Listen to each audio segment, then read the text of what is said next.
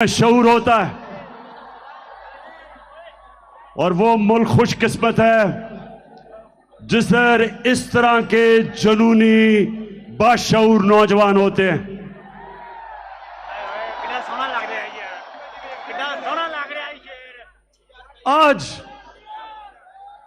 आज आपने तहम्मुल से और बड़े गौर से मेरी बात सुननी है। मैंने आज आपको हकीकी आजादी का रोड मैप देना है, रास्ता बताना है। और मैंने आखिर में हमने क्या कदम उठाने हैं हकीकी आजादी को हासिल करने के लिए, वो आज मैं सारी कौम को वो रास्ता बताऊंगा। मेरे पाकिस्तानियों, 4 किस्म की गुलामी होती है। 4 किस्म की गुलामी इंसान करता है। कायद आजम मोहम्मद अली जिन्ना ने हमें एक गुलामी से आजादी दिलवाई।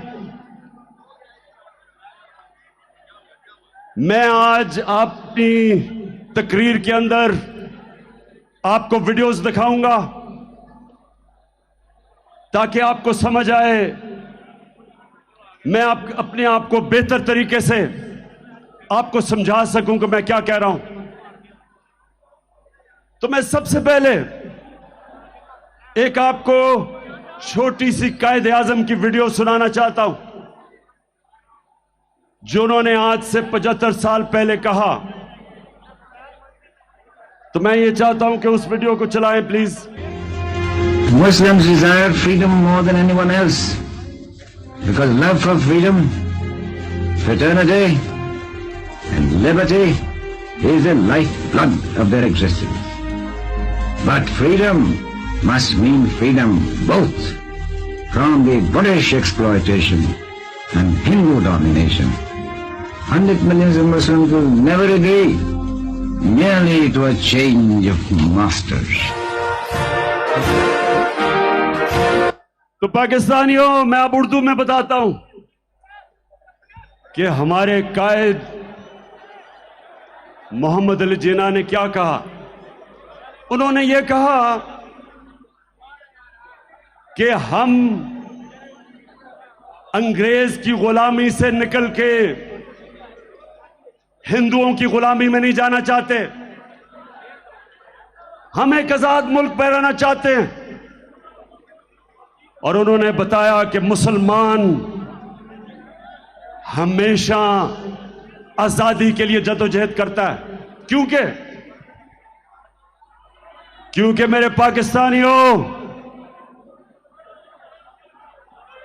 जब पाकिस्तान बन रहा था तो एक नारा था कि पाकिस्तान का मतलब क्या, और मेरा तेरा रिश्ता क्या।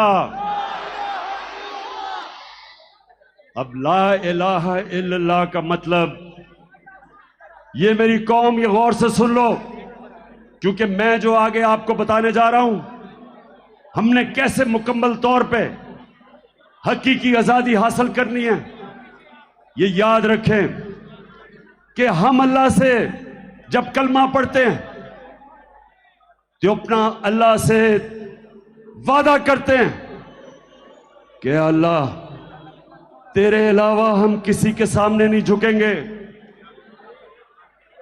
इसको सब समझ जाओ कि हमें बताया गया था शुरू में कि सिर्फ पत्थर के बुतों के सामने झुकना शिर्क है। आहिस्ता आहिस्ता हमें समझ आई, जैसे जैसे मेरी उम्र गुजरी तो मुझे समझ आई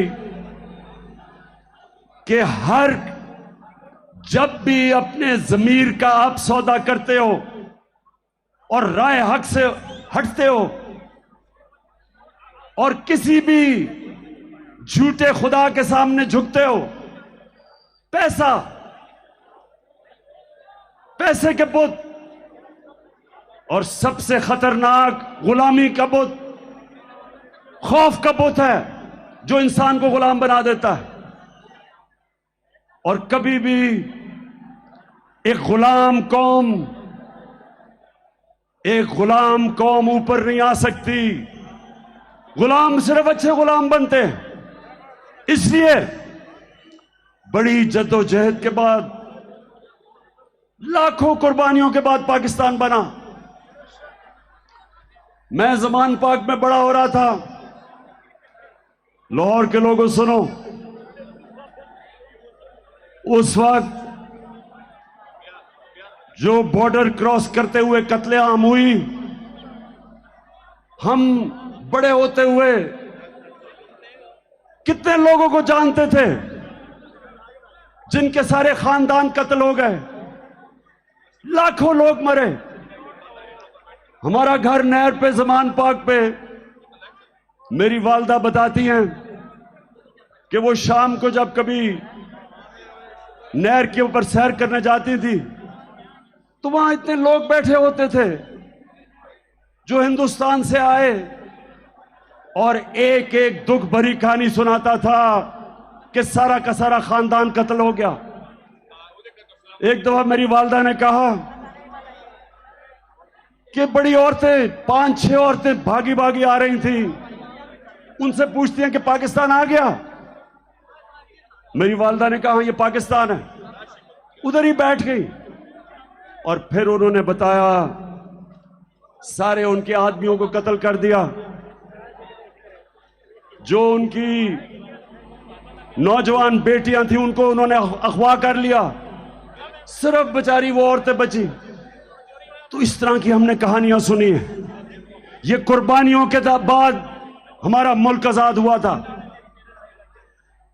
और जो सबसे जुल्म गुलामी करती है, इंसान के इज्जत नफ्स को खत्म कर देती है, एक इंसान में एहसास कमतरी डाल देती है। हम जब बड़े हो रहे थे, हमें याद है यहां लाहौर जमखाना में हम जाते थे तो लाहौर जमखाना और पंजाब क्लब के लोग इस तरह रहते थे जैसे वो अंग्रेज हैं। क्लब्स के अंदर अंग्रेजी बोली जाती थी, सिर्फ बैरों के साथ उर्दू बोलते थे, और जब उर्दू बोलते थे तो वो बिलावल भुट्टो की तरह बोलते थे कि बारिश आटा है। यानी कि एहसास से कमतरी ऐसे थी कि पाकिस्तानी अंग्रेज बनना चाहते थे, और ये गुलामी करती है। लाहौर के लोगों, जब मैं पहली दफा आज से 50 साल पहले इंग्लैंड में क्रिकेट खेलने गया तो मैं तो सिर्फ 18 साल का था। तो मुझे अभी भी याद है, मेरे सीनियर प्लेयर मुझे कहते, ये कानों ने सुना कि इमरान सोचो भी ना कि हम अंग्रेज को हरा सकते हैं,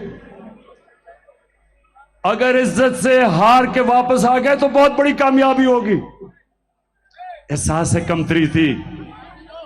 जीते हुए मैच हम हार जाते थे क्योंकि हमारे अंदर खुद एतमादी नहीं थी कि हम जीत सकते। 70 की दिहाई में अच्छी भली अच्छी टीमें थी, कोई मैच नहीं जीतती थी।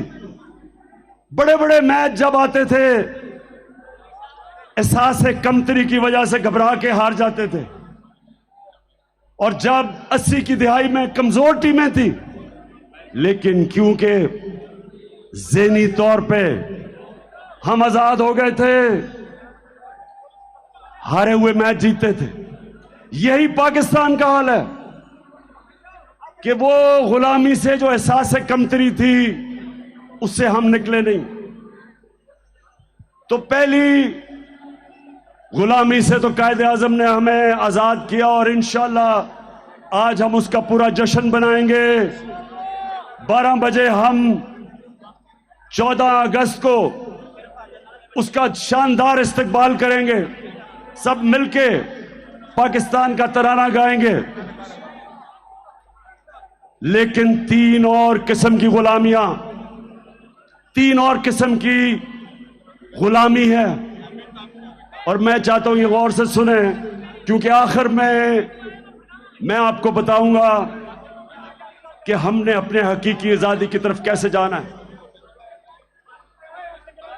जो दूसरी किस्म की गुलामी है वो ज़हनी गुलामी, और वो मैं जब अपनी सारी कौम को मदीना की रियासत का बताता हूं तो मेरे नबी सल्लल्लाहु अलैहि वसल्लम ने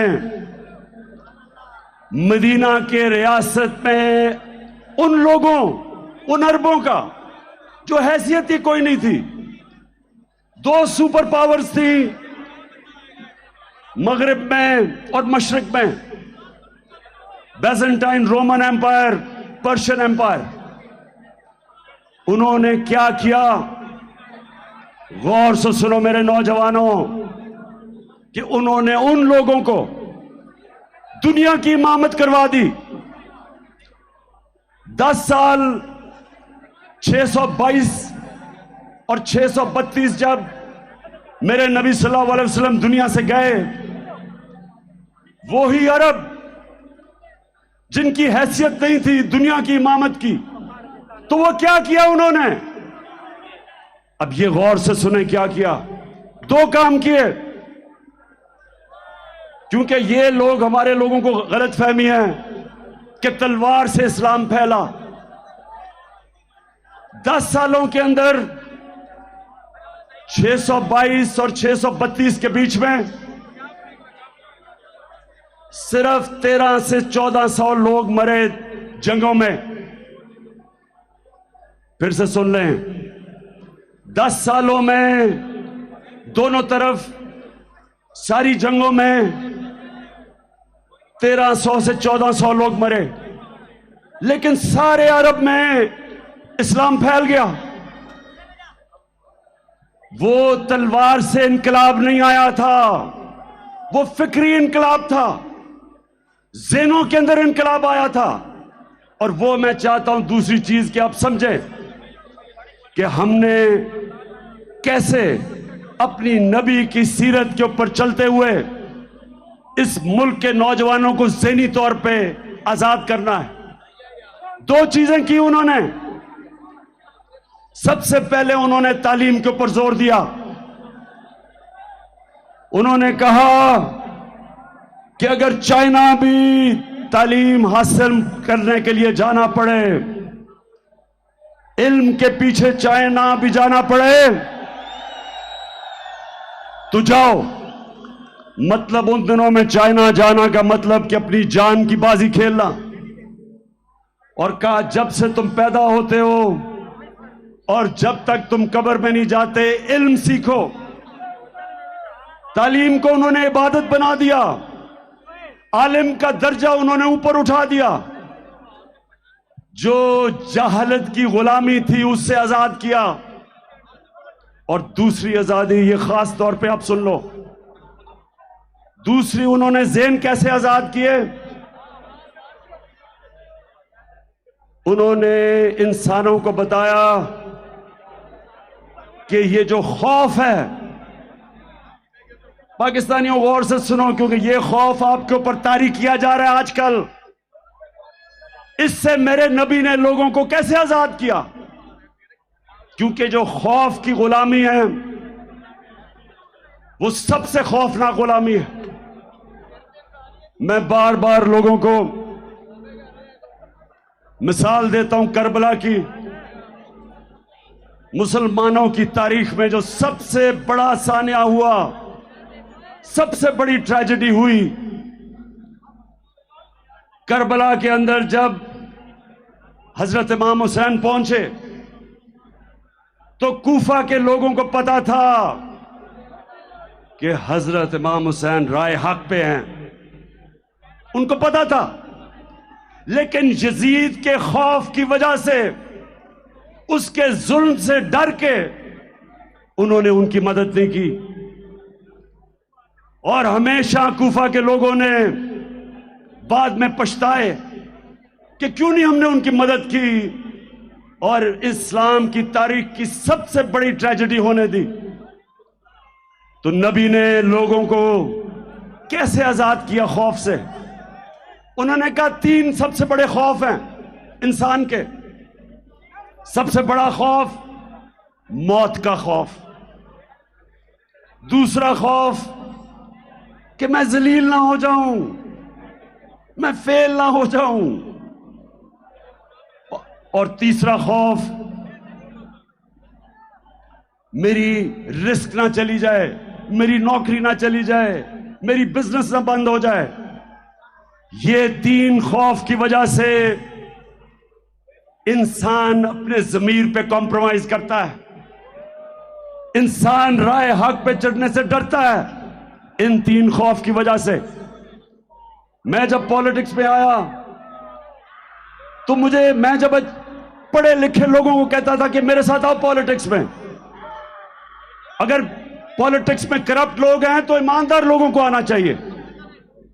मुझे अफसोस से कहना पड़ता है कि पढ़े लिखे और ईमानदार लोग ज्यादातर मुझे कहते थे पॉलिटिक्स बड़ी गंदी है, हमें जलील कर देंगे। मैं आज भी लोगों को कहता हूं, ये जो मेरे घटिया मुखालिफ 26 साल से मेरे किरदार कुशी कर रहे हैं, 26 साल से मेरे ऊपर इन्होंने हर किस्म का किताबें मेरे ऊपर गंदी लिखवाई, हर किस्म के मेरे ऊपर उन्होंने बदनाम करने की कोशिश की। लेकिन अल्लाह की शान देखो, आज अब किस तादाद में आए हुए हैं और मुझे हौसला अफजाई कर रहे हैं।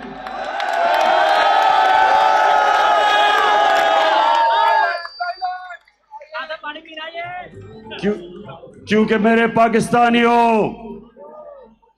ये अल्लाह ने कुरान में लिखा हुआ है कि इज्जत और जिल्लत मेरे हाथ में है। नहीं तो अमीर लोग, पैसे वाले लोग इज्जत खरीद सकते, लेकिन इज्जत नहीं खरीद सकते। और नहीं तो कमजोर और गरीब जलील होते। ऐसा नहीं है। और जिंदगी मौत, यह भी मैं आज आप सबको बता दूं कि आज तक किसी ने कोई बड़ा काम नहीं किया जो मौत से डरता है। कोई फौजी ने आज तक बड़े तगमे नहीं लिए जो मौत के खौफ के ऊपर काबू नहीं पाता। पहला आदमी जो माउंट एवरेस्ट पे चढ़ा था, सबसे ऊंचा पहाड़ दुनिया में, एडमंड हिलरी, उससे पहले जितनों ने भी कोशिश की थी माउंट एवरेस्ट पे चढ़ने की, या वो मर गए थे और या फेल हो गए थे। तो जब वो पहला आदमी माउंट एवरेस्ट पे चढ़ा, उसने अपने मौत के खौफ के ऊपर काबू पाया। और ये मदीना की रियासत में मेरे नबी ने किया, इंसानों को आजाद कर दिया, मौत का खौफ चला गया। पैसे की लालच वो चली गई, क्योंकि रिस्क तो अल्लाह के हाथ में। और उनको ये पता चल गया कि कोई इंसान हमें जलील नहीं कर सकता, मेहनत हम करेंगे। ऊपर वाला दिलों के राज जानता है, और उसके ऊपर ईमान रख के वो लोग, आजाद लोग, उनकी परवाज, जिस तरह अल्लाह कुरान में कहता है कि जब इंसान, सबसे अजीम मखलूक अल्लाह की, इंसान फरिश्तों से भी ऊपर चला जाता है, लेकिन जब गिरता है जानवरों से भी नीचे चला जाता है। तो हमारे हाथ में, अब पाकिस्तानियों, ये ज़हनी आजादी की तहरीक, कि हमें पहले इत्मीनान होना चाहिए कि हम नबी सल्लल्लाहु अलैहि वसल्लम की उम्मत है, दुनिया के सबसे अजीम लीडर की उम्मत है। हमें ये जमीन में चूंटियों की तरह रेंगने की जरूरत नहीं। हम हाथ फैला के दुनिया के सामने क्यों फिरते हैं? हम वो कौम है, पाकिस्तान वो कौम है जो 27वीं रमजान पे पाकिस्तान बना था। अल्लाह ने इस मुल्क को हर किस्म की नेमत दी है, लेकिन कोई भी कौम जो गुलाम होती है, गुलाम ज़हनियत की, वो कभी उसकी परवाज ऊपर नहीं होती। तो दूसरी चीज कि हमने अपने बच्चों को नबी सल्लल्लाहु अलैहि वसल्लम की सीरत पढ़ानी है। मैं जब प्राइम मिनिस्टर था, मैंने रहमतुल लिल आलमीन अथॉरिटी बनाई, बड़े बड़े स्कॉलर्स को उसमें बिठाया। उस अथॉरिटी का मकसद यह था कि कॉलेजेस और स्कूलों में हमारे नबी सल्लल्लाहु अलैहि वसल्लम की जिंदगी हमारे बच्चों को बताएं, ताकि उनके कैरेक्टर मजबूत हों, ताकि वो ज़हनी तौर पे आजाद हों। और सबसे बड़ी चीज ये कि वो मगरबी तहजीब के गुलाम ना बन जाएं। जब तक उनको अपनी तारीख का, अपने दीन का नहीं पता चलेगा, तो मगरबी तहजीब इतनी इस वक्त छाई हुई है कि हमारे बच्चे उनकी गुलामी करेंगे।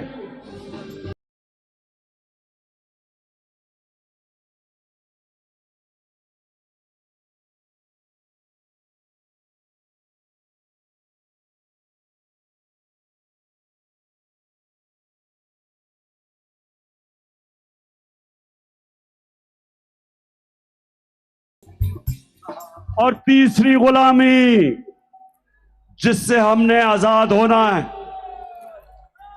अब ये मेरे पाकिस्तानियों गौर से सुनो। देखिए, पहले तो मैं आप सबको एक बात बता दूं कि मैं कभी भी किसी मुल्क के खिलाफ नहीं हूं, मैं किसी मुल्क का एंटी नहीं हूं।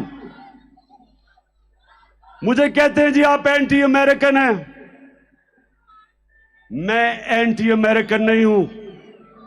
अमेरिका में सबसे ताकतवर पाकिस्तानी कम्युनिटी है जो पाकिस्तानी अमेरिकन कम्युनिटी है। यह ताकतवर कम्युनिटी है। हम क्यों एक मुल्क के एंटी हों जिधर सबसे पैसे वाले हुनरमंद प्रोफेशनल्स पाकिस्तानी बैठे हुए हैं। और दूसरी चीज कि अमेरिका को पाकिस्तान सबसे ज्यादा अपनी चीजें एक्सपोर्ट करती है, हमारी सबसे ज्यादा एक्सपोर्ट्स अमेरिका को है।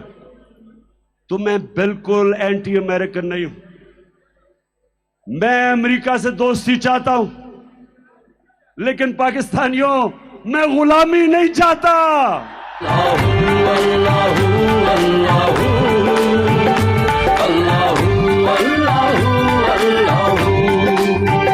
ये ज़मीं जब न थी, ये जहां जब न था, ये ज़मीं जब न थी, ये जहां जब न था, ये ज़मीं जब न थी, ये जहां। मेरे लाहौर के बाशऊर लोगों, गौर से अब सुनना। अब मैं अपनी असल चीजों पे आने लगा हूं, गौर से सुनना, क्योंकि मैंने आज आपको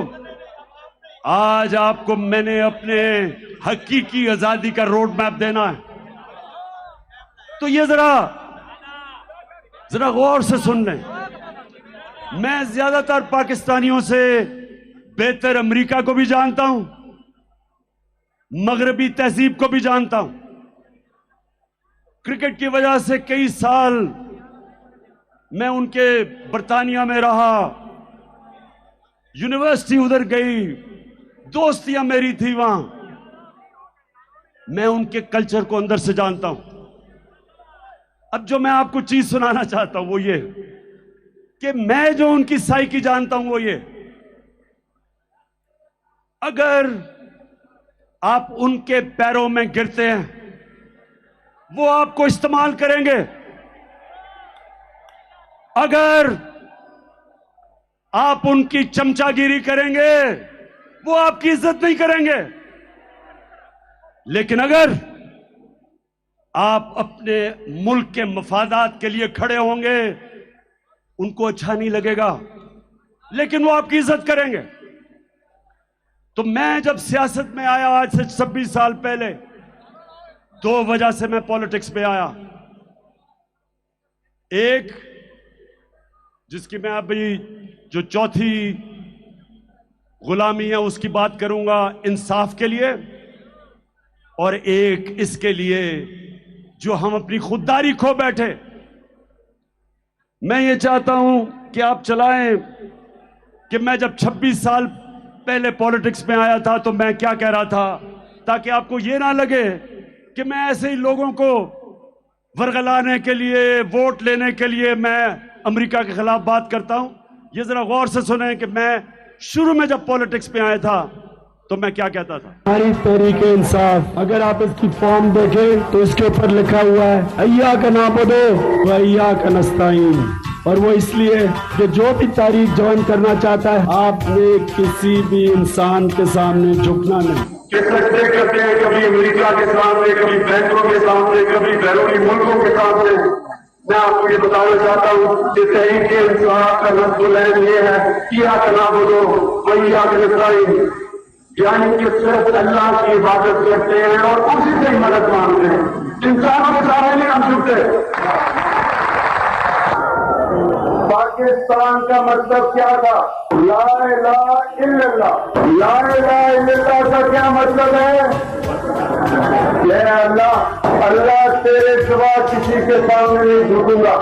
और ये भी मेरा आपसे वादा है, आज तक ना मैं कभी किसी के सामने झुका हूं, पाकिस्तानियों कभी आपको किसी के सामने झुकने नहीं दूंगा। Will you allow the American government to have CIA here in Pakistan? Absolutely not.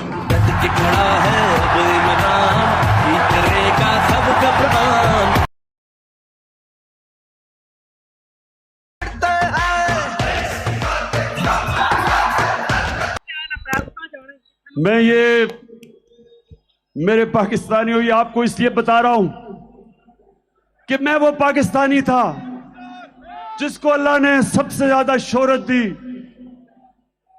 पैसा मेरी जिंदगी के मुताबिक बहुत था, मुझे क्या जरूरत पड़ी थी कि अगर मैं जाती मफादात के लिए पॉलिटिक्स में आता, कि जिस इंसान को अल्लाह ने सब दिया था उसको क्या जरूरत पड़ी थी कि 26 साल अपनी जिंदगी के पॉलिटिक्स में गुजारे और इन गंदे लोगों के साथ मथा लगाए।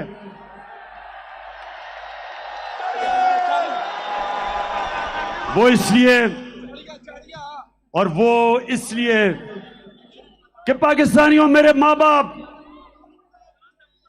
जब मैं बड़ा हो रहा था हमेशा मेरी मां ने और मेरे बाप ने कहा कि तुम्हें अंदाजा नहीं, तुम कितने खुशकिस्मत हो कि तुम एक आजाद मुल्क में पैदा हुए हो। हमारे से पूछो गुलामी क्या थी। अंग्रेज के ऑफिस में जाते थे तो आम जो उस वक्त इंडियंस थे उनके लिए सिर्फ चंद इंडियंस को बैठने की इजाजत थी। अंग्रेज के ऑफिस में आप खड़े रहते थे, उनकी कैंटोनमेंट थी, उनके क्लब थे, वहां कहीं ऐसे लिखा हुआ था कि इंडियंस और कुत्तों को इजाजत नहीं। ये होती है गुलामी। तो मैं बचपन से इस चीज का मुझे एहसास था और मैंने अपने मुल्क में एहसास कमतरी देखी अंग्रेज की गुलामी की वजह से। और हमेशा जब मैं क्रिकेट की खेलों में जाता था तो वो टीम जो कोई मैच नहीं जीतती थी, क्रिकेट की ग्राउंडों के ऊपर आहिस्ता आहिस्ता एक वक्त आया कि हमने अंग्रेजों को भी हराया, दुनिया को हराया, वर्ल्ड चैंपियंस बन गए। और मुझे फख्र था इस चीज का कि मैंने अपने मुल्क को ऊपर लेके गया। लेकिन मुझे हमेशा अफसोस होता था कि जब मैं अपने हुक्मरान, कोई बाहर से गोरा आता था, उसके सामने हाथ बांध के खड़े हो जाते थे, शर्म आती थी मुझे। और जब 26 साल पहले पॉलिटिक्स में आया तो ये जो आप सुन रहे हैं, ये आज से नहीं मैं बातें कर रहा। मेरी मोटिवेशन थी कि अल्लाह तूने मुझे कभी मौका दिया तो मैं अपने मुल्क को पैर पे खड़ा करूंगा, एक खुददार कौम बनाऊंगा और कभी किसी के सामने नहीं झुकने दूंगा।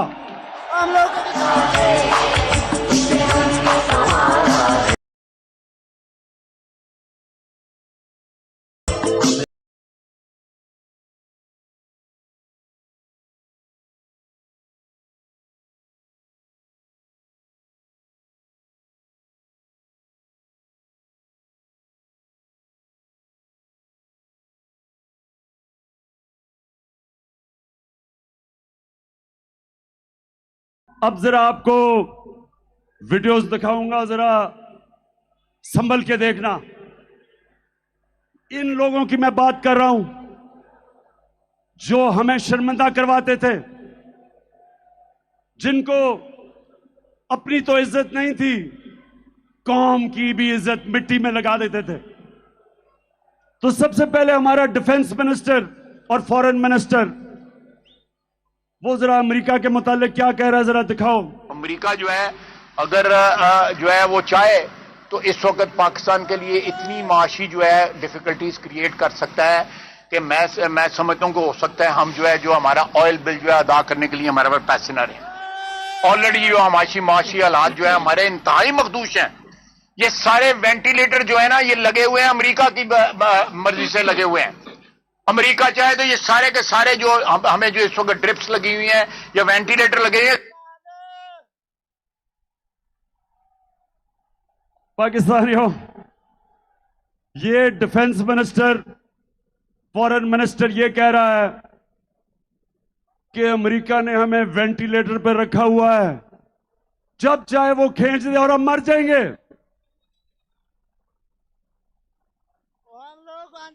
मैं पहले तो इससे पूछता हूं कि ये इस नौबत पे लेके कौन आया?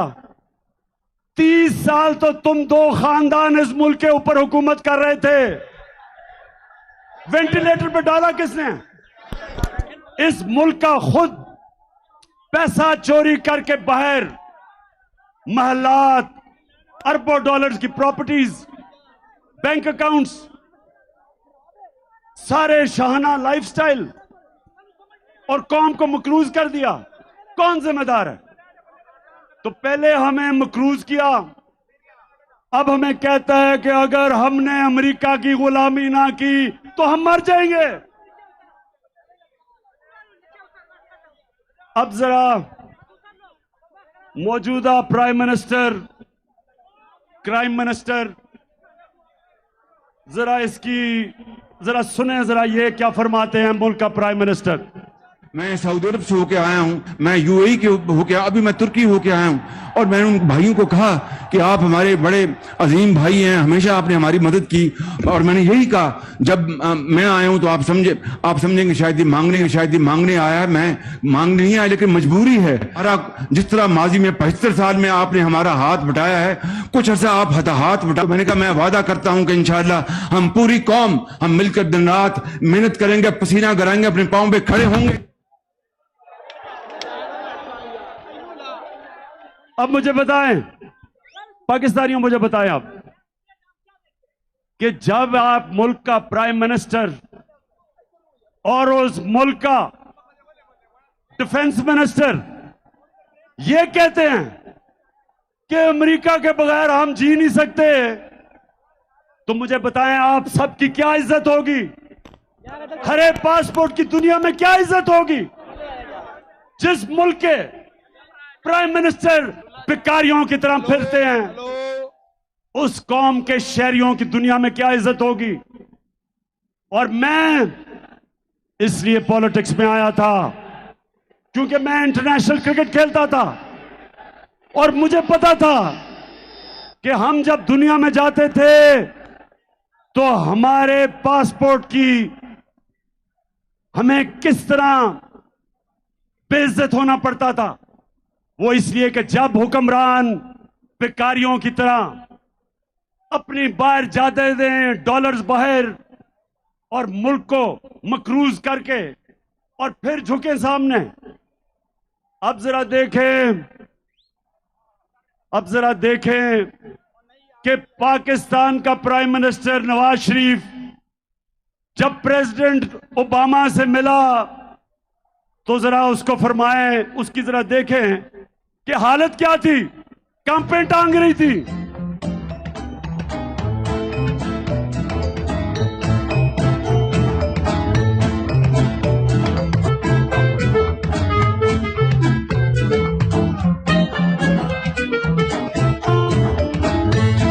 I thank you once again and look forward to welcoming you and Mr. Obama and Mrs. Obama in Pakistan.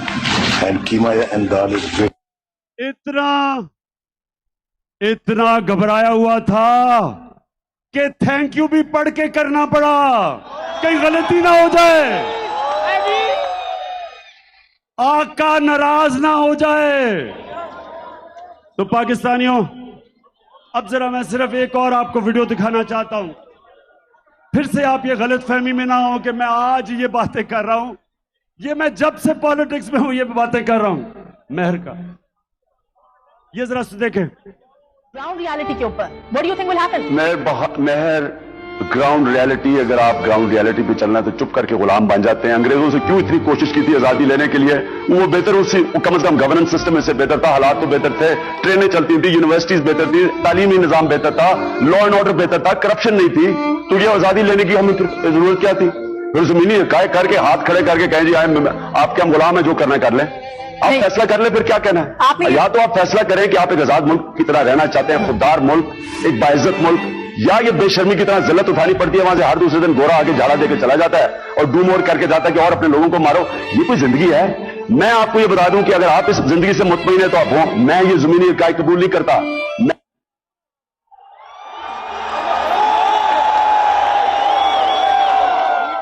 सो पाकिस्तानियों, जरा गौर, अभी 12 बजे तक मैंने अभी जरा आखिर पॉइंट पे भी आना है, लेकिन मैं ये समझाना आपको चाह रहा हूं कि मेरा जो कायद था, कायद आजम मोहम्मद अली जिन्ना, अपनी तारीख की किताबें पढ़ें। एक गुलाम हिंदुस्तान में एक आजाद लीडर था, उसके सारे मुखालिफ इज्जत करते थे, खुददार था, कभी किसी के सामने नहीं झुकता था। हम उसको लीडर मानते हैं। और हम पाकिस्तानियों, आप ये सुना, हमने कितनी भारी कीमत अदा की अमेरिका की गुलामी करके। मैं फिर से आज आपको कहता हूं कि मैं अमेरिका से दोस्ती कर रहा था, लेकिन मैं गुलामी करने के लिए तैयार नहीं था। मैंने प्रेसिडेंट ट्रंप से मेरे ताल्लुकात ठीक थे, क्योंकि वो वापस इज्जत देता था।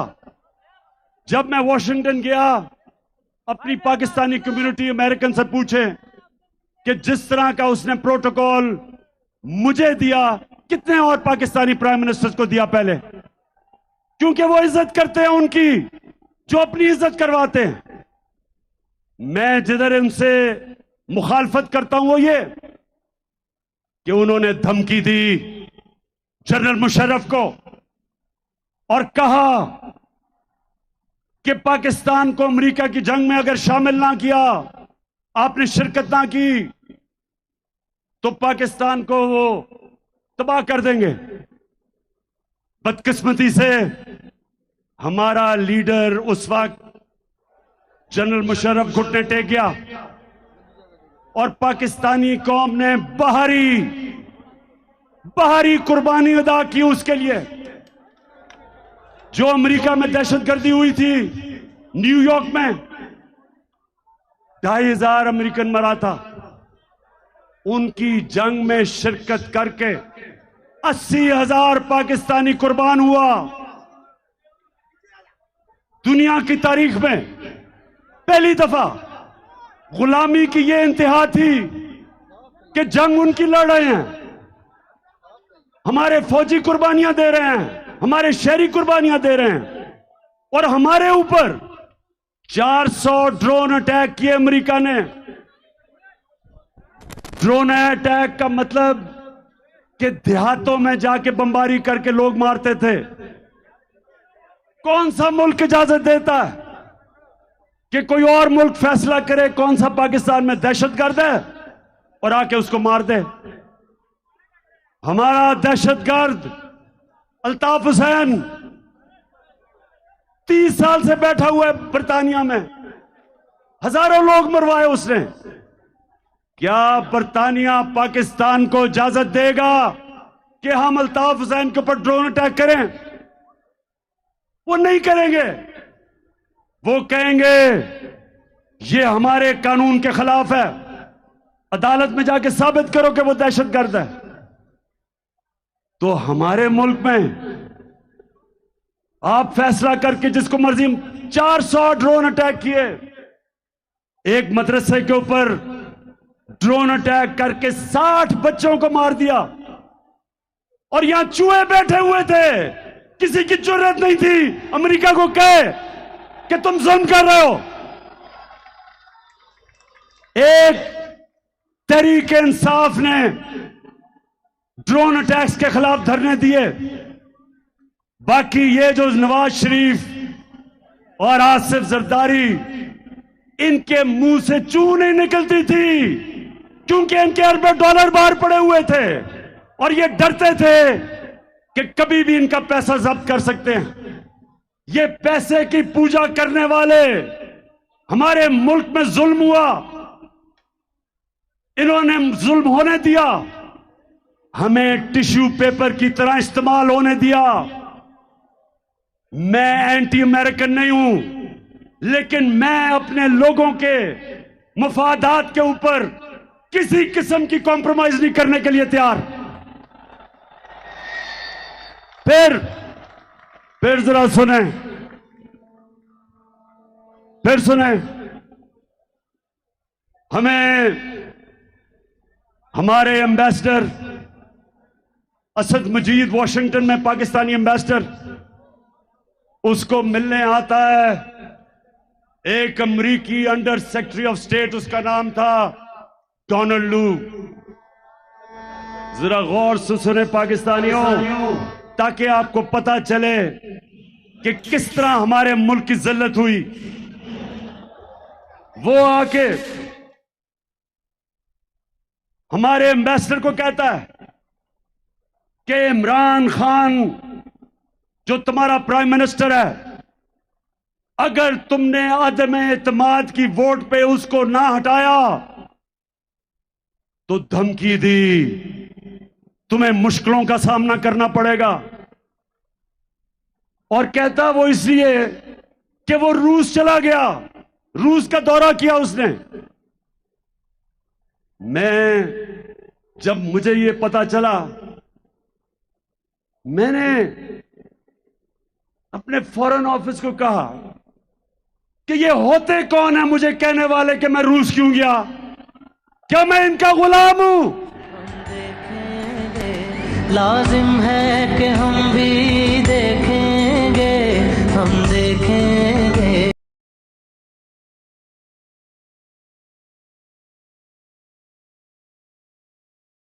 देखें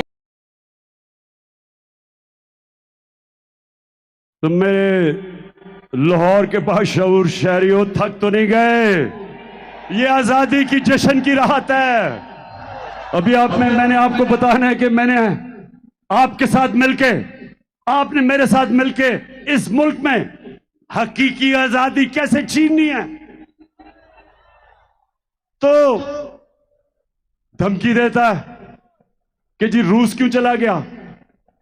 मैं रूस इसलिए गया कि मेरे लोगों का फायदा था उसमें। मैं चाहता था कि मेरे लोगों को सस्ता तेल मिले, जो हिंदुस्तान रूस से 40% कम कीमत पे तेल ले रहा है। मैं चाहता था कि हमने जो 20 लाख टन गंदम खरीदनी है, हम रूस से सस्ते दाम पे लें। उनके सदर पुतिन से मैंने बात की थी, वो तैयार थे हमारी मदद करने के लिए। हमने गैस लेनी थी आगे जाके रूस से, तो वो इतने नाराज हुए कि जनाब इमरान खान को हटा दो, इसने हमारा हुक्म नहीं माना। अब मैं आपको दो मुल्कों के फॉरेन मिनिस्टर्स दिखाना चाहता हूं। पहले हिंदुस्तान का फॉरेन मिनिस्टर, उसको हुक्म दिया, उसको कहा कि जनाब आप रूस से तेल ना खरीदें। अब ये गौर से सुने, हिंदुस्तान अमेरिका का स्ट्रेटेजिक एलाय है, हमारा कोई अमेरिका के साथ अलायंस नहीं है, हिंदुस्तान अमेरिका का स्ट्रेटेजिक एलाय है। और उनको जब अमेरिका ने कहा कि आप रूस से तेल ना खरीदें, तो उनके फॉरेन मिनिस्टर ने क्या कहा, ये देखें। By purchasing this oil for national interest, India is being asked, are you funding this war? Tell me, buying Russian gas is not funding the war? I mean, why is it's only Indian money and oil coming to India which funds, but it's not gas coming to Europe which funds? I mean, look, somewhere, I mean, let's be a little even-handed out here. If countries in Europe and the West and the United States are so concerned, why don't they allow Iranian oil to come into the market? Why don't they allow Venezuelan oil to come into the market? I mean, they've squeezed every other source of oil we have, and then say, okay, guys, you must not go into the market and get the best deal for your people. सुना, मैं जिनको समझ नहीं आए मैं समझाऊं। ये foreign minister को उन्होंने कहा कि रूस से तेल ना खरीदो। उसने आगे से कहा, तुम कौन होते हो मैं कहने वाले, यूरोप खरीद रहे तेल उनसे, हमारे लोगों की जरूरत है, हम खरीदेंगे। ये होता है आजाद मुल्क। हमारे जब इनको ये जो इंपोर्टेड हुकूमत ये जब आई, तो हमने उनसे बात कर ली थी रूसियों से सस्ता तेल खरीदने की, लेकिन इनकी हिम्मत नहीं थी। यहां तेल की, पेट्रोल डीजल की कीमत आसमानों पे, जुर्रत नहीं थी कि कहें जी हमारे लोगों के लिए महंगाई है, गुर्बत की लकीर के नीचे जा रहे हैं लोग। और आप साउथ अफ्रीका को सुने कि साउथ अफ्रीका को अमेरिका का, ये सुन लें, अमेरिका का फॉरेन मिनिस्टर बैठा हुआ है, उसके सामने साउथ अफ्रीका की फॉरेन मिनिस्टर क्या कहती है? When we believe in freedom, as I'm saying, it's freedom for everybody. You can't say because Africa is doing this, you will then be punished by the United States. So that's been a disappointing passage of legislation by one house, and we hope the other house will not agree to such offensive legislation. One thing I definitely dislike is being told either you choose this or else. I definitely will not be bullied in that way. No. सुन लिया, उनकी foreign minister कहती कि हमें ना dictation दो कि हम क्या कर सकते हैं क्या नहीं कर सकते। तो अगर वो हिंदुस्तान जो हमारे साथ आजाद हुआ था, उनमें इतनी खुददारी है कि वो अपने लोगों के मफादात के मुताबिक अपनी फॉरेन पॉलिसी बनाते हैं, तो ये हमारे कौन आ गए हैं कि जो उनके पैरों में लेटे हुए हैं, कहते हैं हम वेंटिलेटर पे हैं, वो अगला कहता है बेगर्स आर नॉट चूजर्स। तो मैं आज पाकिस्तानियों इस गुलामी के खिलाफ हूं। मैं आज वाजे कर दूं कि मैं इस कौम को कभी कभी किसी की गुलामी नहीं करने दूंगा। मैं अपनी कौम को इकट्ठा करूंगा। हम बहैसियत कौम मिलके अपने कर्जे उतारेंगे। हम बहैसियत कौम मिलके अपने पैर पे खड़े होंगे, मुश्किल वक्त गुजारेंगे। आजादी आसानी से नहीं मिलती, आजादी की जद्दोजहद में कुर्बानियां देनी पड़ती हैं। मुझे पता है कि मेरी कौम तैयार है कुर्बानियों के लिए, मुझे पता है, लेकिन ऊपर वो बैठे हुए हैं जो पैसे के गुलाम हैं। और हकीकी आजादी की जद्दोजहद तब तक जारी रहेगी जब इस हुकूमत, इंपोर्टेड हुकूमत को, इस इंपोर्टेड हुकूमत को हम फारग नहीं करते और इलेक्शन नहीं करवाते। हम मिलके इस मुल्क में जद्दोजहद करें।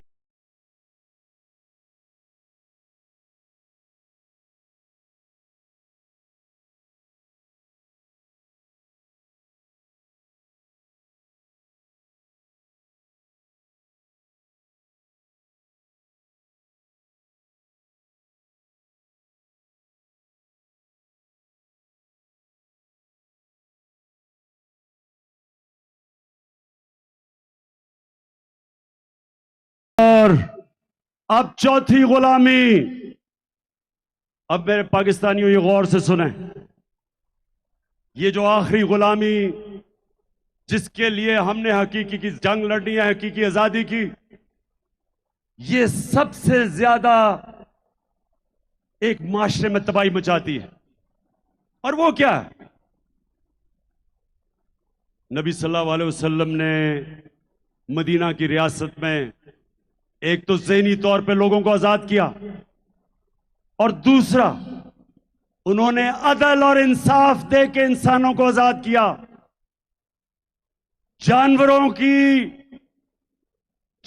की बस्तियों में और इंसानों की बस्तियों में क्या फर्क है?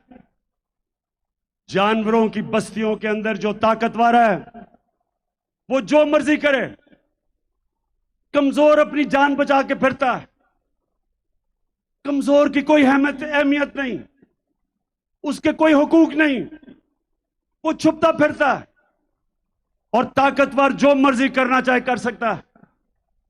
इसको कहते हैं जंगल का कानून। इंसानी माशरा इंसाफ पे बनता है। इंसाफ का क्या मतलब है? कि कमजोर को ताकतवर से कानून तहफ़्फ़ुज़ देता है, जिसको अंग्रेजी में रूल ऑफ लॉ कहते हैं, जिसको हम कानून की हुक्मरानी कहते हैं।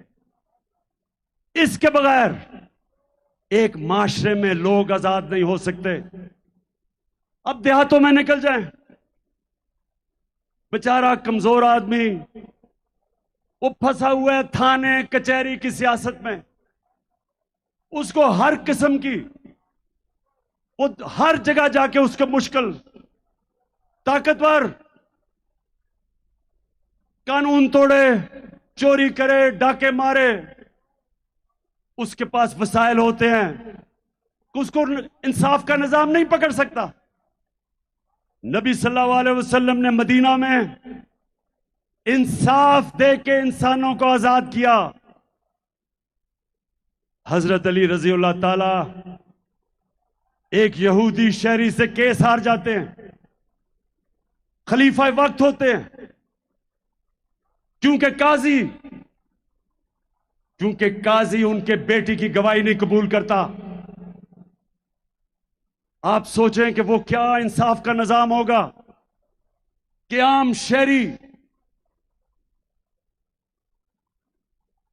वक्फ के हुक्मरान से केस जीत सकता है, और वो भी एक अक़लियत, वो मुल्क के हुक्मरान से केस जीत सकती है। ये था इंसाफ का निजाम, और वो इंसाफ के निजाम की वजह से लोग आजाद हो गए। एक बड़ा फेमस वाकया, एक शहजादा तवाफ कर रहा था खाना काबा की,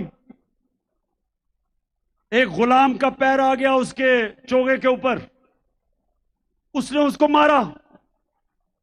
गुलाम ने जाके नबी सल्लल्लाहु अलैहि वसल्लम को बताया कि मेरे से गलती से पैर आ गया और इसने मुझे मारा। नबी सल्लल्लाहु अलैहि वसल्लम ने शहजादे को बुलाया और गुलाम को कहा कि वापस मारो इसको, किसी को इजाजत नहीं, कोई कानून के ऊपर नहीं। मेरे पाकिस्तानियों, इस तरह वो आजाद हुए थे, इस तरह वो माशरा, दुनिया में आजाद लोगों का माशरा ऊपर उठ गया था। हमारे मुल्क में जब तक हम लोगों को उनके हकूक नहीं देंगे, कमजोर को ताकतवर से तहफ़्फ़ुज़ नहीं देंगे, हम लोगों को आजाद नहीं कर सकते। ये बदतरीन गुलामी है। हिंदुस्तान की तारीख जो ऊपर से आता था, जो भी अटैक करता था हिंदुस्तान को, वो सीधा पहुंचता था पानीपत, जिधर जाके जंग लड़ी जाती थी पानीपत की। क्यों? क्योंकि लोग मुकाबला करने के लिए तैयार नहीं थे, क्योंकि वो गुलाम थे। सिर्फ आजाद माशरे अपनी आजादी के लिए लड़ते हैं। तो मेरे पाकिस्तानियों, मैं अब आपको एक वीडियो दिखाने लगा हूं कि हमारा पुरअमन एहतजाज था 25 मई को। उसमें हमारे साथ पुलिस ने क्या किया? हमारा हक था पुरअमन एहतजाज करने का। ये 3 दफा हमारे दौर में 3 दफा धरने दिए गए। 2 दफा फजलुर रहमान ने, 1 दफा कांपे टांगनी बिलावल ने, 2 दफा डीजल ने, 1 दफा कांपे टांगने वाली ने। हमने ना कोई रास्ते में रुकावट की, ना कोई मुश्किलें की, ना कोई एफआईआर रजिस्टर की। जरा आप दिखाएं कि 25 को हमारे साथ क्या हुआ। भाई, घर में सिर्फ लेडीज है क्या? आप लोग बगैर किसी वारंट के आप लोग घर में सिर्फ लेडीज और बच्चे, और आप लोग घर के अंदर एंटर हुए हैं। सुबह 4 बजे हुए हैं। ये देख ले, ये क्या कर रहे हैं आप लोग? डराने के लिए आए हैं औरतों को। सिर्फ हम औरतें हैं घर पे और बच्चे हैं। या आप हमारे घर में क्यों एंटर हो गए? आप हमें हरास करें इतना ओपनली, आप हमारे घर में एंटर हो गए। मुझे नहीं, क्यों दरवाजा तोड़े? नहीं, बदतमीजी नहीं करेंगे आप, बिल्कुल नहीं। आप शर्म होनी चाहिए।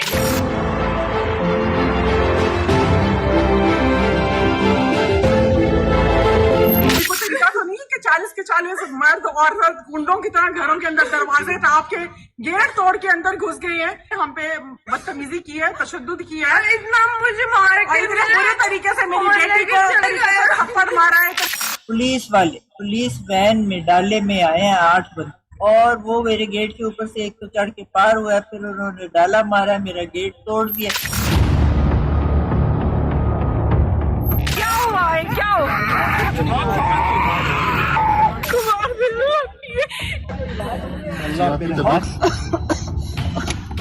यार उसको सांस नहीं आ रहे। पानी पिए आंटी, पानी पिए, ठीक हो जाएगा। पानी पिए आंटी।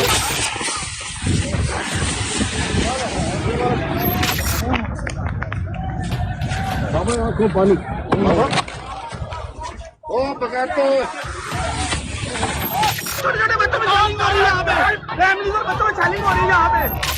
और इसको शेल मुंह पे इन्होंने मारा निशाना लेके।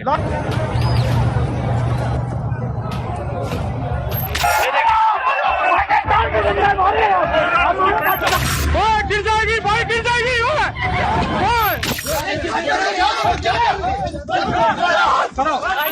सर फाड़ दिया इन नकारा खबीस लोगों ने। इन लोगों ने ख्याल नहीं किया।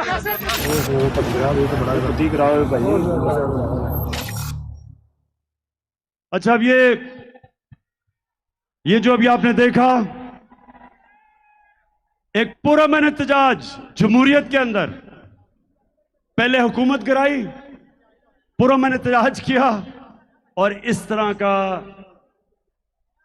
इस मुल्क की पुलिस ने मुल्क का आइन भी तोड़ा, मुल्क का कानून भी तोड़ा, और कमजोरों के ऊपर दहशतगर्दी की, खौफ फैलाने के लिए।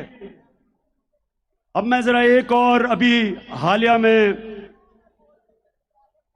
शहबाज गिल, उसको उठा लिया, चलें वो कानून के सामने जाएगा, लेकिन तशद्दुद किया उसके ऊपर। उसको हर इंसान को मौका मिलना चाहिए अपने आप को बेकसूर साबित करने का। यह तो इंसाफ का निजाम है, इंसाफ का तकाजा है। उसको तशद्दुद किया, लेकिन सबसे खौफनाक चीज, उसके ड्राइवर की बीवी को उठा लिया और उसकी 10 महीने की बेटी। ये जरा आप देखें।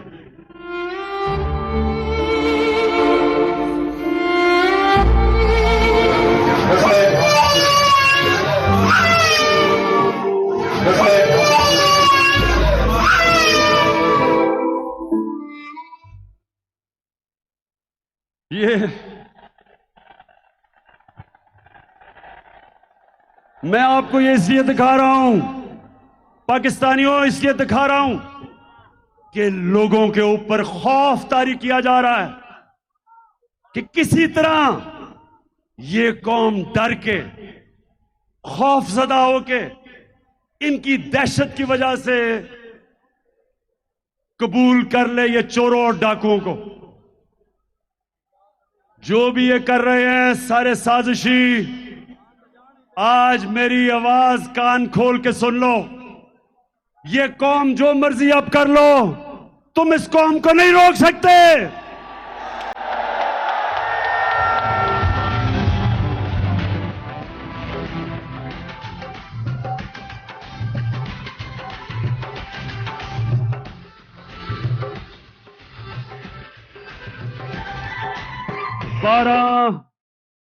बारह बज गए हैं, लेकिन मैं आपसे 5-7 मिनट के बाद बात करके फिर हम सारे कौमी तराना गाएंगे और फिर जश्न बनाएंगे आतिशबाजी का 14 अगस्त का।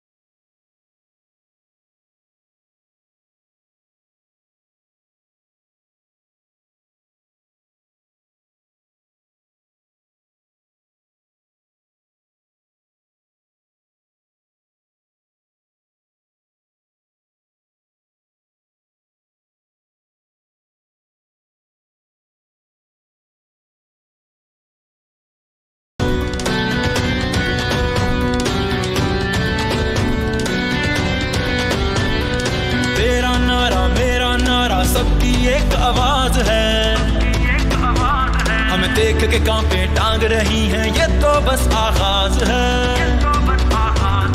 तेरा नारा मेरा नारा सबकी एक आवाज है, हमें देख के कांपे टांग रही हैं, ये तो बस आगाज है।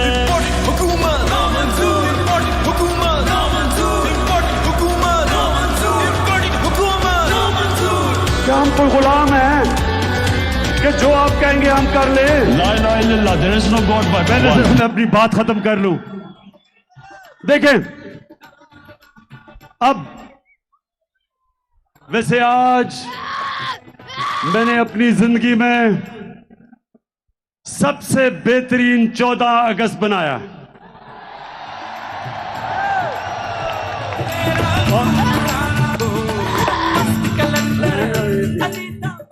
और मेरा दिल कह रहा है, पाकिस्तानियों, मेरा दिल कह रहा है कि जो इंशाअल्लाह अगली 14 अगस्त होगी, हम अपनी हकीकी आजादी ले चुके होंगे।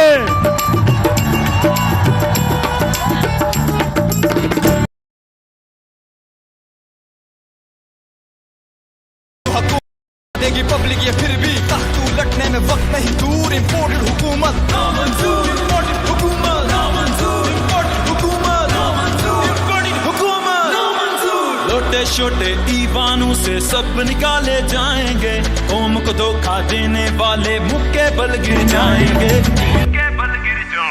इंसाफ दी खातिर निकले आ, इंसाफ ते लेके जावांगे। चोर लुटेरे डाकू सारे कुर्सी तू थल्ले लावांगे।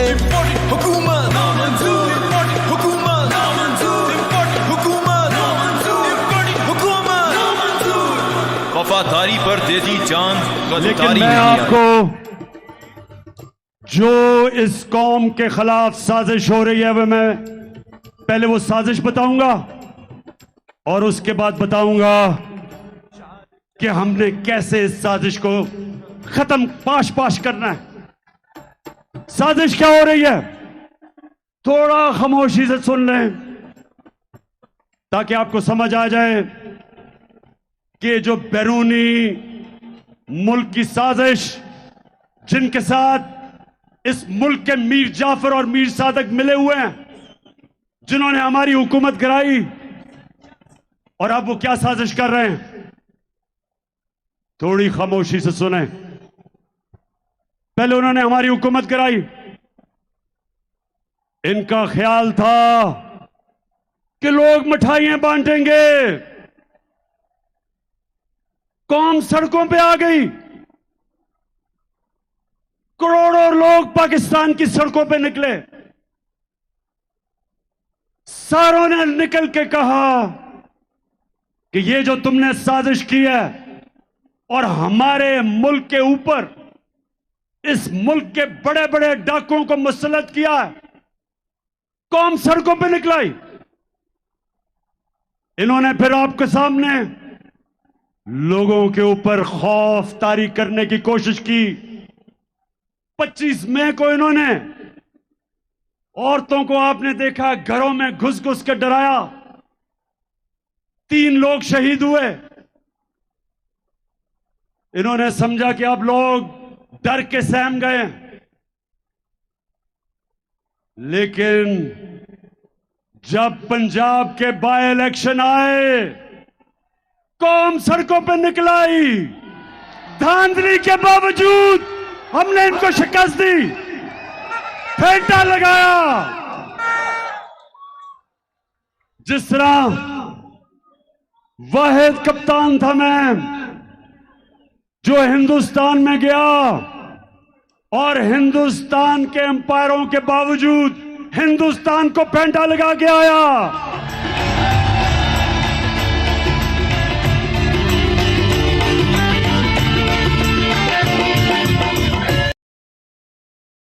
मिलाते और नोट लिफाफों में रखकर अपना तूती बुलवाते हो, फिर धौंस धांधली करवा कर अपनी इंतजामिया को साथ मिलाया, अंपायरों को साथ मिलाया, पुलिस का इस्तेमाल किया, और वो सिकंदर सुल्तान जो एक बददियानतदार इलेक्शन कमिश्नर, उसने पूरी मदद की इनकी।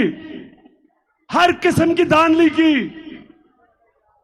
और सिकंदर सुल्तान वो तो एक बुज़दिल आदमी है, उसको तो पीछे से एक बूट पड़ा, इसलिए उसने एक जूता पड़ा तो उसने पूरी मदद की। इस सारेों के बावजूद अवाम, कभी बाय इलेक्शन में ऐसे अवाम नहीं निकली। लाहौर के लोगों, मैं खास तौर पे तो आपको सलाम करता हूं कि आपने बुरी तरह शिकस्त दी इनको। उसके बाद इन्होंने एक नया प्लान बनाया जो मैं आप सबके सामने रख रहा हूं। प्लान यह बनाया है कि इमरान खान के खिलाफ केसेस करो, इलेक्शन कमीशन में तोशाखाना का केस, फंडिंग का केस, किसी तरह इसको डिस्क्वालीफाई करो और इसको डिस्क्वालीफाई करके उधर से नवाज शरीफ को बुलाओ, वो भगौड़े को बुलाओ जो झूठ बोल के बाहर भागा हुआ है, और फिर कहो कि देखें हम इमरान खान को भी लड़ने देंगे और नवाज शरीफ को भी अगर उसका जो बैन है वो हटाया जाए। जो भी ये साजिश कर रहे हैं कान खोल के सुन लो, इमरान खान कोई डील नहीं करने लगा।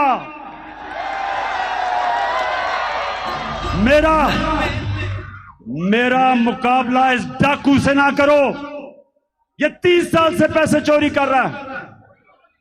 मैं सिर्फ आपको एक छोटी सी वीडियो जरा एंजॉय करेंगे, वीडियो ये जरा गौर से सुने। ये आज से 12 साल पे, आज से 10 साल पहले, ये देखें जरा वीडियो।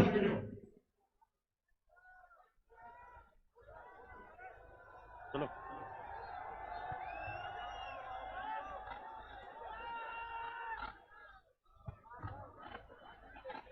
हाँ, मरियम की चला दो। हाँ ये लो, ये वाली नहीं, मुझे पता है आप पावर इन इस्लामाबाद। बस ये पुरानी वीडियो वो चलाओ ना, वो जो एवन फील्ड अपार्टमेंट की वीडियो है, जरा सुने तो देखे सही। इनकम इतनी है कि आपको ये प्रॉपर्टी आप दे सकते हैं, क्योंकि आपने मे फेयर के अंदर जो आपकी 4 अपार्टमेंट्स हैं उनकी 1 अरब से ज्यादा, 1 अरब रुपए से ज्यादा उनकी कीमत है।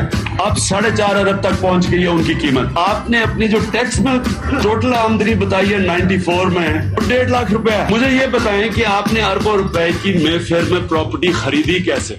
ये था 10 साल पहले, आज से 10 साल पहले। ये अब उसका जवाब आता है। सलमान शहबाज शरीफ का बेटा जो मफरूर हुआ है वो इसका जवाब देता है। बात ये है कि जिन अरबों रुपए की मे फेयर की प्रॉपर्टीज की ये बात कर रहे हैं, ये तो पहले पता नहीं है। बताएं कौन सी प्रॉपर्टीज है, लाएं, दिखाएं, उसका कुछ प्रूफ लाएं। ये कह रहा है, अब ये सुनते रहेंगे जरा, मैं चाह रहा हूं गौर से देखें। 2012 में मैं कह रहा हूं कि इनकी प्रॉपर्टीज हैं। सलमान शहबाज शरीफ का वो बेटा जो किकबैक स्पेशलिस्ट है, वो आके कहता है कि कौन सी प्रॉपर्टीज। अब मरियम बीबी को सुने। कि इस तरह मुझे लगा कि आप लोगों को बेवकूफ नहीं बना सकते। मेरी सेंट्रल लंदन में प्रॉपर्टीज तो दूर की बात है, मेरी पाकिस्तान में भी कोई प्रॉपर्टी नहीं है। मैं अपने वालिद के साथ है और मुझे समझ नहीं आई कि मेरी और मेरी वालिदा की और बहन भाइयों की प्रॉपर्टीज ये कहाँ से निकाल के ले आए। अब ये सुन लिया आपने कि किधर से प्रॉपर्टीज निकाल ली। मेरी तो लंदन छोड़े, पाकिस्तान में भी कोई प्रॉपर्टी नहीं। अब देखें, सुने सुने सुने सुने नौजवानों सुनो, एक हदीस है कि शैतान इंसान के गुनाह दुनिया में नशर कर देता है। सुन ले, शैतान इंसान के गुनाह के दुनिया में इसलिए नशर कर देता है क्योंकि अल्लाह हक है। अब जरा आगे चलो, पैनमा का। नवाज शरीफ, मरियम नवाज, हसन नवाज और हुसैन नवाज के बैरून मुल्क खुफिया असासों का इंकशाफ। पनामा लीक्स ने बैरून मुल्क खुफिया दौलत का भांडा फोड़ दिया। सुन लिया, पैनामा में बैनुल अक़वामी इंकशाफ होता है और जिन्होंने छुपाए होते हैं अपने असासे वो सारे सामने आ जाते हैं।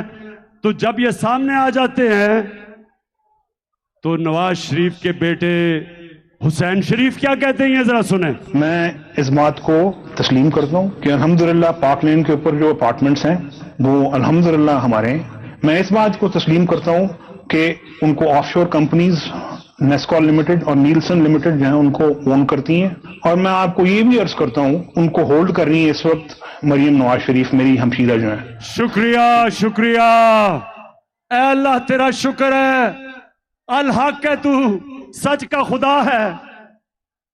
तो सबके सामने क्या चीजें आई कि यहां के प्राइम मिनिस्टर ने आपका पैसा चोरी करके लंदन में अरबों रुपए की प्रॉपर्टीज ली और वो बाहर इंकशाफ में सामने आ गई और ये कह रहे हैं कि वो आदमी जो 30 साल से मुल्क के पैसे चोरी करके बाहर लेके जा रहा है, वो कह रहे हैं कि इमरान खान को और उसको एक ही तराजू में खड़ा कर दो। मैं तो 20 साल बाहर कमाई की, सारे पैसे बैंकिंग चैनल से सब कुछ बेच के, सारा मेरा जीना मरना पाकिस्तान में है। और मुझे कह रहे हैं कि उसके साथ मुआवजा करेंगे। तो साजिश पहली ये कि नवाज शरीफ को लाने की कोशिश है। सितंबर की आखिर में नवाज शरीफ फिक्र ना करो, तुम्हारा मैं बहुत अच्छी तरह इस्तकबाल करूंगा।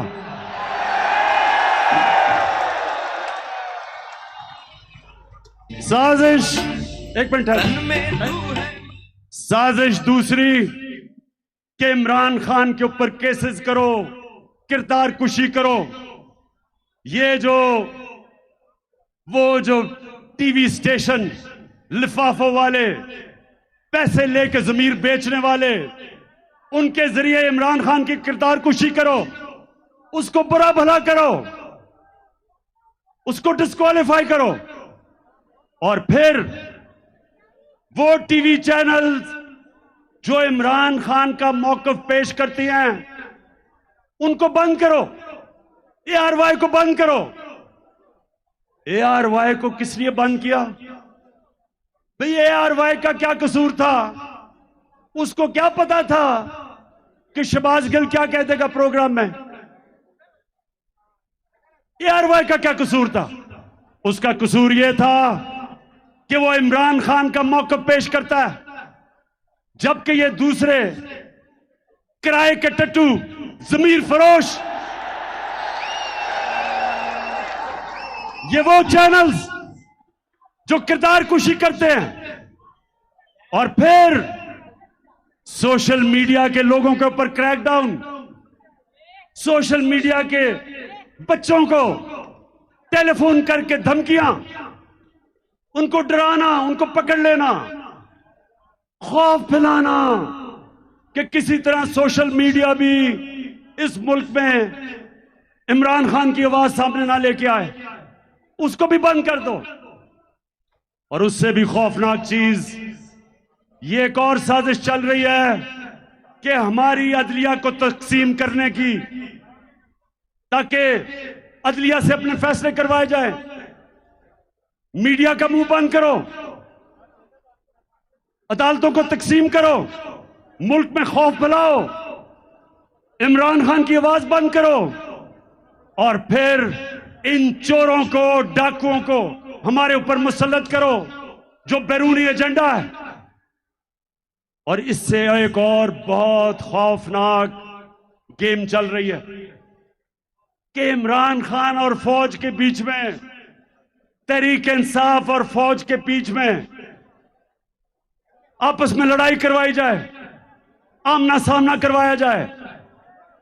मेरे पाकिस्तानियों, मैं 18 साल का था जब मैं बांग्लादेश, तब ईस्ट पाकिस्तान था, मार्च 1970 मैं ईस्ट पाकिस्तान मैच खेलने गया अंडर 19 का।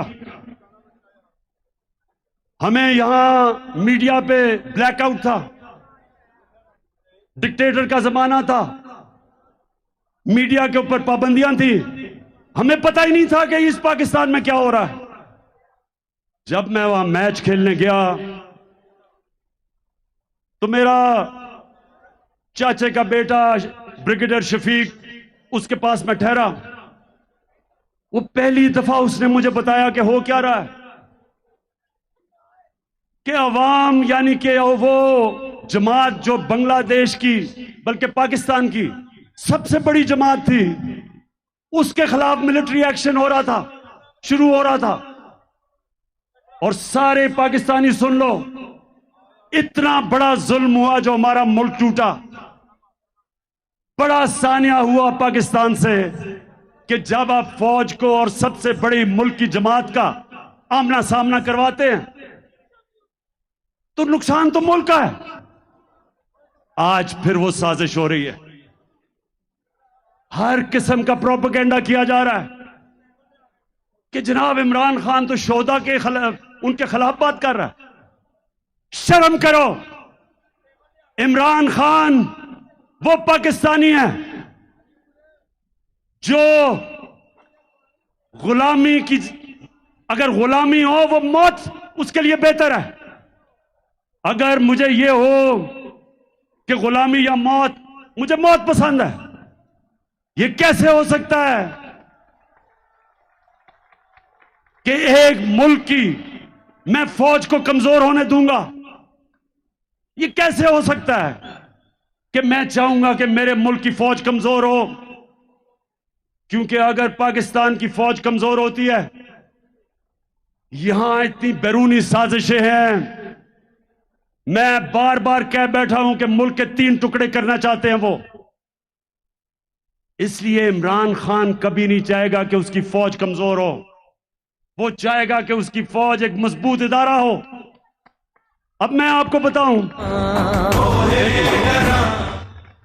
अब मैं ये चाहता हूं कि जो लोग आज इख्तिदार में बैठे हैं, जरा मैं आप सबके सामने दिखाना चाहता हूं कि इन्होंने पाकिस्तान की फौज के मुतल्लिक क्या कहा है। देखें जरा। जनरल कमर जावेद बाजवा साहब, आपने हमारी अच्छी भली चलती हुकूमत को रुखसत करवाया, जजों से जोर जबरदस्ती से फैसले आपने लिखवाए। जनरल बाजवा साहब, आपको 2018 इलेक्शन में अवाम के मैंडेट की चोरी का हिसाब देना है। हाँ, नवाज शरीफ ने ये जरूर किया कि उसने किरदारों और इदारों के दरमियान एक वाज़ेह लकीर खींच दी है। एक या 2 अफराद इदारा नहीं हुआ करते, एक या 2 अफराद इदारों की बदनामी का बायस बना करते हैं।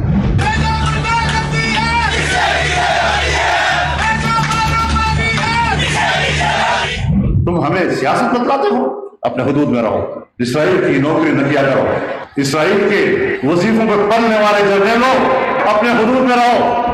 बड़े बड़े रैंकों वालों से भी अपने आप को मुहतरम समझता हूं, तो सीधे हो जाओ, और अगर बिगड़ोगे तो फिर अगर हम बिगड़ गए तो अफगानिस्तान में अमेरिका का क्या हासिल हुआ, खुदा की कसम यहां तुम्हारा वही हासिल होगा। और अभिनंदन की क्या बात करते हैं, मुझे याद है चीफ ऑफ आर्मी स्टाफ तशरीफ लाए, पैर कांप रहे थे, पसीने माथे पे थे।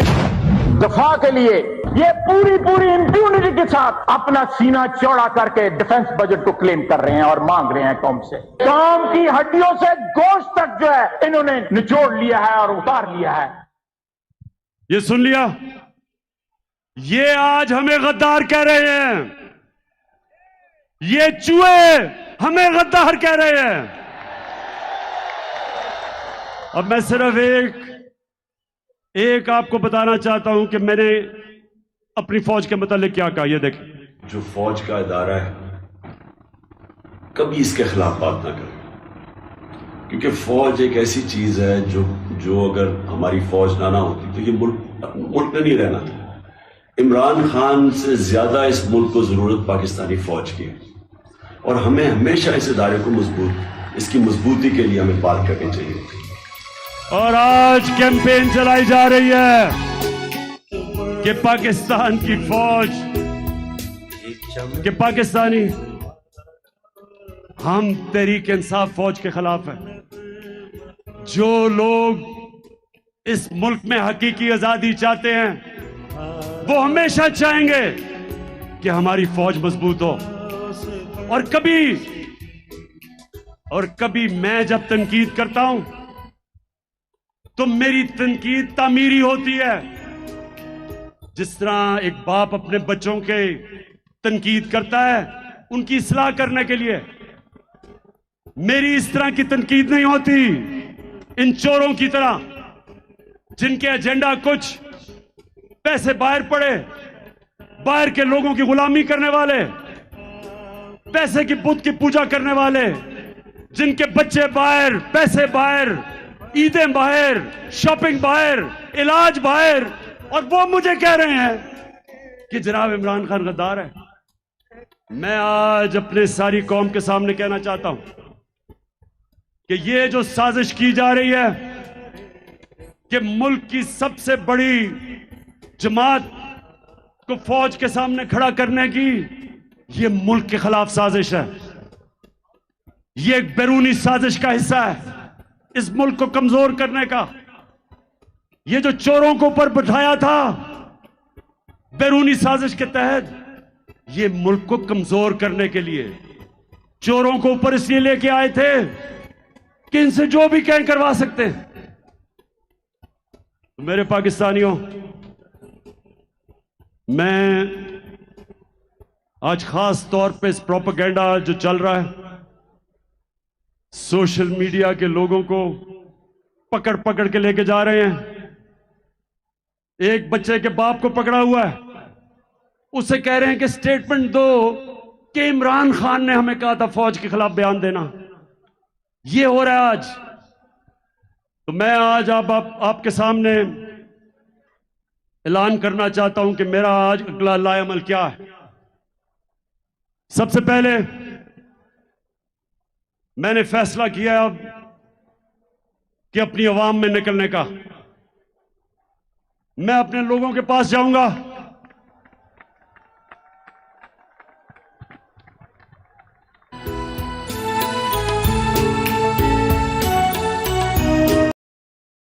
मैं पूरा टूर प्लान बनाया हुआ है। अगले हफ्ते पिंडी जलसा करने जा रहा हूं,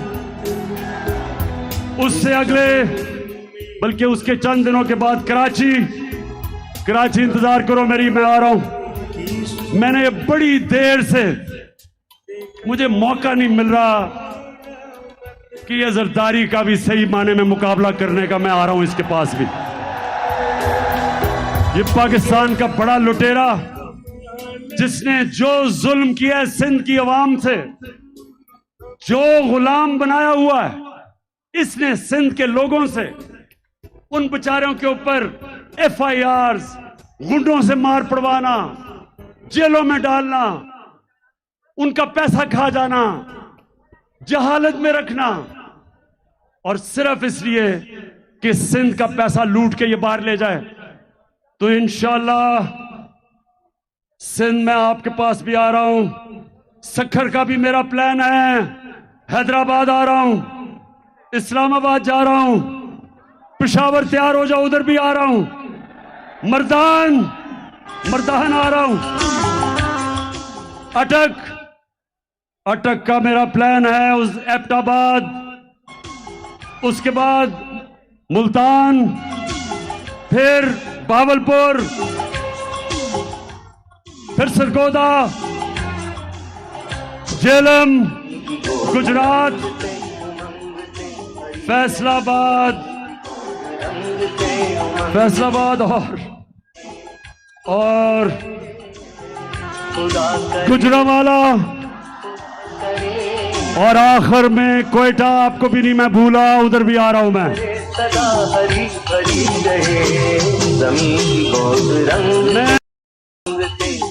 मैं अवाम में निकल रहा हूं। मैं सारी अपनी अवाम को तैयार कर रहा हूं। हमारी हकीकी आजादी की जंग अपने आखिरी और फैसला कुन मरहले पे है। मेरी कौम तैयार हो जाओ। मैंने अपनी सारी पार्टी, उनकी सारी तंजीमें, सबको मैंने पैगाम पहुंचा दिया कि आप तैयारी करें। एक मैं टाइगर फोर्स बना रहा हूं नौजवानों का, और उसमें हमारी बेटियां होंगी, नौजवान होंगे। जिस तरह तहरीक पाकिस्तान में मेरी वालदा और उनकी जनरेशन ने तहरीक पाकिस्तान में जिस तरह वो घर घर निकली, मैं आज अपनी सारी कौम को कह रहा हूं कि हमारी बेटियां, हमारे नौजवान तैयार हो जाओ। आपने घर घर जाना है। मेरी हकीकी आजादी का पैगाम घर घर लोगों के पास लेके जाना है। आपने लोगों को बताना है कि किसी चीज से आपने नहीं खौफजदा होना। ये आपको डराने की कोशिश करेंगे जिस तरह इन्होंने 25 मई को की। ये हर किस्म का खौफ आप में पैदा करेंगे। जब तक आपका कप्तान खौफजदा नहीं तो आपको किसी से डर है? खुदा करे,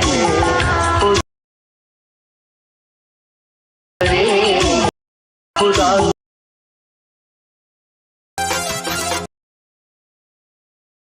उमंग से भरी रही ज़मीं की और रंग। तो फिर से आखिर में, अच्छा मैं पाकिस्तानियों सुनो आखिरी मेरी बात।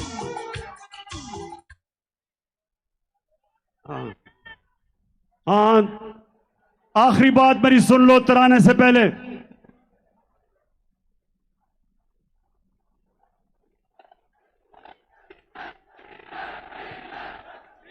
बता हुआ नजर में गुलाब था छुपा हुआ।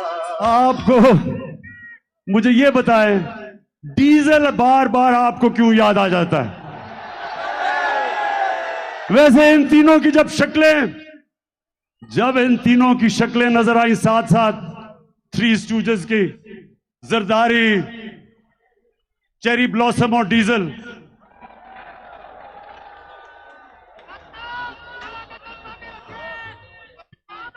सुन ले एक चीज मैं चाहता हूं आपसे। एक मिनट सुनिए, एक मिनट। कायदे आजम से जब किसी ने पूछा, कायदे आजम के बड़े बुरे दिन थे 1937 में, एक सीट जीते वो, बड़ी आराम की जिंदगी गुजारे थे लंदन में। वहां से वापस आए, इलामा इकबाल ने उन्हें कहा था कि मुसलमानों की आपके बगैर लीडरशिप नहीं आती। तो कायदे आजम जब वापस आए तो एक सीट मिली। उनका लंदन से एक दोस्त मिलने आया, कहता आप इतनी आशी की आराम की जिंदगी गुजार रहे थे, तो क्या आपको अफसोस नहीं हुआ कि सब छोड़ के और इधर आए और देखें इतना बुरा रिजल्ट है?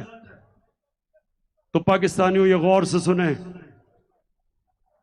जो कायदे आजम ने जवाब दिया ये गौर से सुने। उन्हें अपने दोस्त को कहा कि मैं सिर्फ एक चीज चाहता हूं,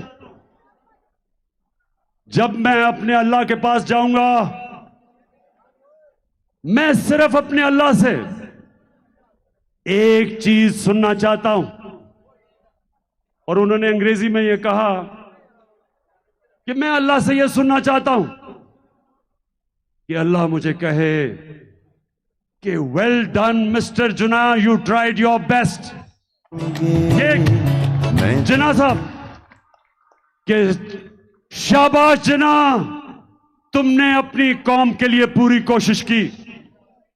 तो मैं जब अपने अल्लाह के पास जाऊंगा, मैं उससे एक चीज सुनना चाहता हूं, मैं सिर्फ उससे एक चीज सुनना चाहता हूं कि मेरा अल्लाह मुझे यह कहे कि शाबाश इमरान, सुने सुने सुने कि तुमने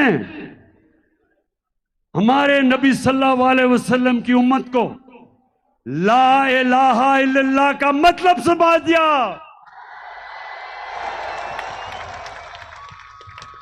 अच्छा, अब मिलके आज हम सारे कौमी तराना 14 अगस्त को हम इस्तकबाल करते हुए गाएंगे। किधर है?